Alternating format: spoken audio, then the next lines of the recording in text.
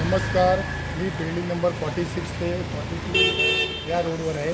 तुम्ही जाणू इच्छिता की मी BMCचं एक 7वा अजूबा जे काम आमच्या टिळकमध्ये झालं ते करू इच्छितो. कुठल्या प्रशासनाने केलं मला माहीत नाही. बघा, अर्धा रोड सिमेंटचा बनवला आहे आणि अर्धा रोड डांबराचा खालीच ठेवलेला आहे. हा रोड बनवलाच नाही. हा मला वाटते टिळकनगर मुंबईमधलं एकमेव उदाहरण असेल जिथे अर्धा रोड बनवला आहे. अदर कॉन्ट्रॅक्टरला हजारो रुपये खर्च करून हा रोड बनवण्यात दिला होता. जर हा रोड टायमर होऊ शकत नव्हता तर तुम्ही तो रोड का बनवायला घेतला? का अट्टहास कोणासाठी?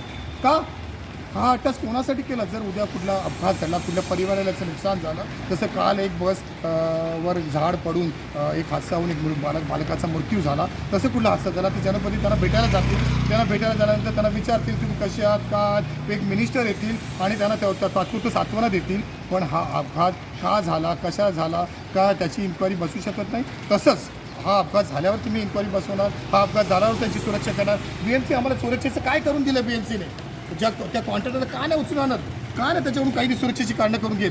जनप्रतिनिधीला आणि BMCला मी आवाहन करतो की लवकरात लवकर सुरक्षेची योजना इथे करा. या टिळकनगर अर्धे रोड असेच आहेत, अर्धे पाण्याखाली आहेत, अर्धे बनवले आहेत, अर्धे न बनवल्यामुळे पाणी आणि बॅलन्सिंग समजून येत नाही आहे. वाहनांचा खूप ॲक्सिडेंट होण्याचे चान्सेस आहेत.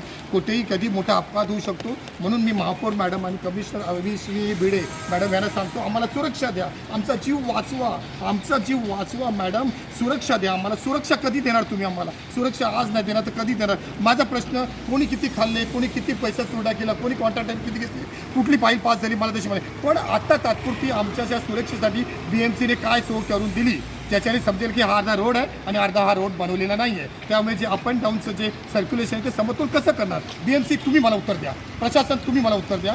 आज मला हे उत्तर पाहिजे, नाहीतर मी हायकोर्टमध्ये जाईन, पिटिशन करीन आणि कुठला अपघात झाला तर. धन्यवाद.